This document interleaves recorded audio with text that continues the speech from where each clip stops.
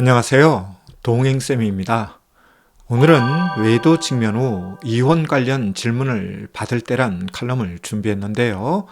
먼저 구독과 좋아요 부탁드립니다. 고맙습니다. 외도 직면 후 상담에 임하는 부부로부터 받는 질문 중 하나는 이혼과 관련된 질문이 있습니다. 참 어려운 질문 중 하나가 이혼 관련 질문입니다. 왜냐하면 이혼은 부부의 선택과 결정일 뿐 상담사가 이래라 저래라 할 수 없기 때문이죠. 그럼에도 불구하고 저는 상담 경험을 토대로 이혼과 관련하여 드리는 말씀이 있는데요. 외도 직면 후에도 이혼하는 부부가 많지는 않다는 것이죠. 여기에는 이혼을 안 하는 부부가 있고 이혼을 못하는 부부가 있습니다. 두 부류 모두 이혼 관련 안 하거나 못하는 이유로 비슷한 이유를 말하는데요. 그중 몇 가지를 언급해보면 자녀나 살아계신 부모 때문에, 경제적으로 취약한 이유 때문에, 이혼해 보았자 이득이 없을 것 때문에 이혼을 안 하거나 못한다고 합니다.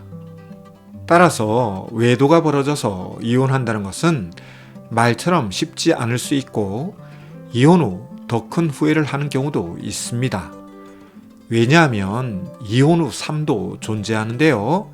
그 삶이 이혼 전보다 더 나을지 아닐지를 그 누구도 장담하거나 보장하지 않기 때문이죠. 이에 외도 직면 후 이혼과 관련하여 주저하게 됩니다.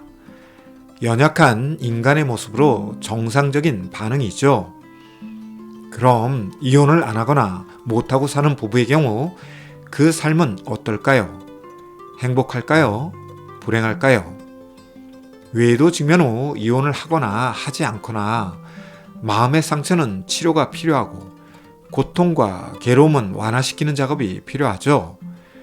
그런데 어쩔 수 없이 이혼을 할 수밖에 없다면 이혼 후 삶을 잘 준비해야 합니다. 특히 자녀가 있을 경우 이 부분이 중요하죠. 왜냐하면 자녀들은 부모의 삶을 보면서 자신의 삶을 동일시하는 부분이 있기 때문입니다. 부모 세대에서 외도나 이혼이 없으면 가장 이상적인 모습이라고 할 수 있지만 만약 외도와 이혼이 있다면 자녀들은 마음에 상처받는 것을 넘어서 자신들의 결혼 생활에 대한 자신감을 상실하죠. 이에 부모 세대에서 외도가 벌어졌다면 자신의 배우자도 외도하지 않을까 전전긍긍하며 배우자를 선택할 때 외도하지 않을 사람을 찾느냐고 이국리 저국리를 합니다.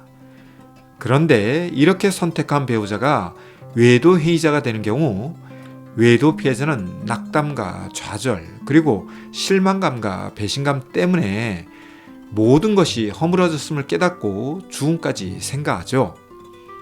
자신의 선택이 어리석었다는 것을 깨닫고 외도 행위자를 공격하고 비난하기도 하지만 자신의 어리석음을 자책하면서 괴로워합니다. 이혼도 마찬가지 사례가 벌어지죠. 부모 세대에서 이혼이 벌어지면 자녀들은 결혼 생활에서 이혼과 직면할까 전전긍긍하죠. 이에 감정 노동을 심하게 하면서 감정을 억압하거나 감정을 표현하지 않고 참으면서 결혼 생활을 하죠.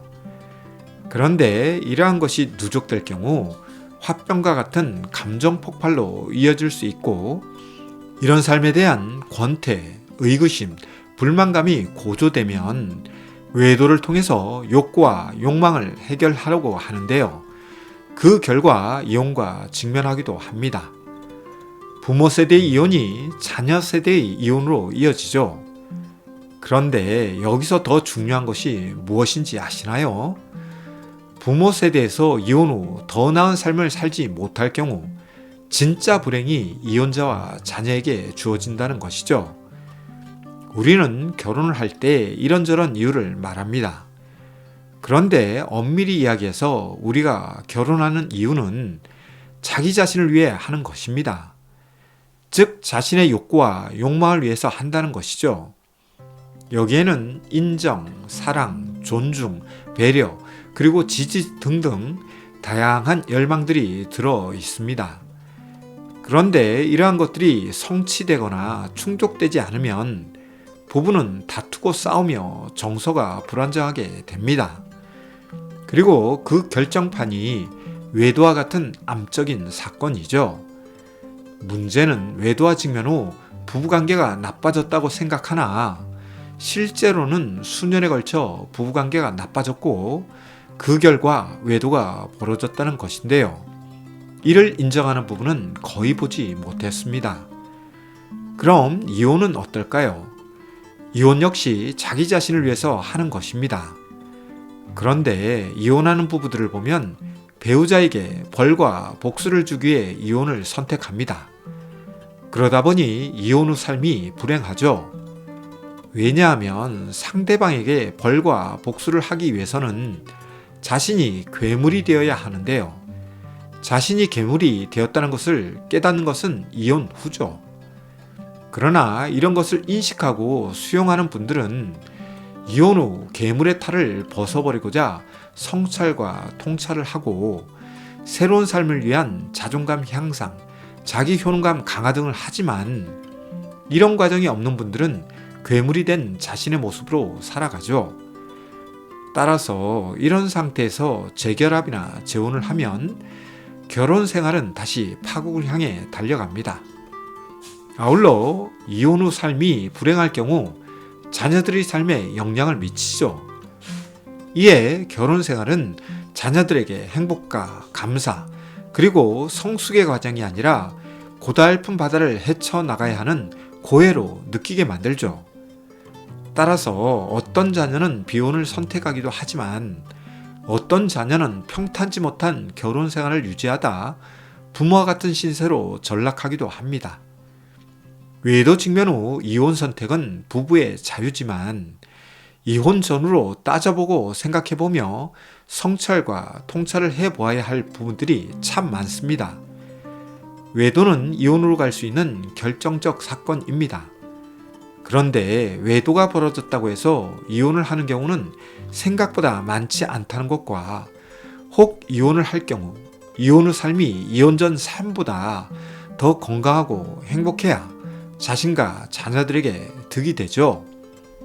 따라서 이를 위한 상처 치료는 반드시 필요합니다. 오늘은 외도 직면 후 이혼 관련 내용을 다루어 보았는데요.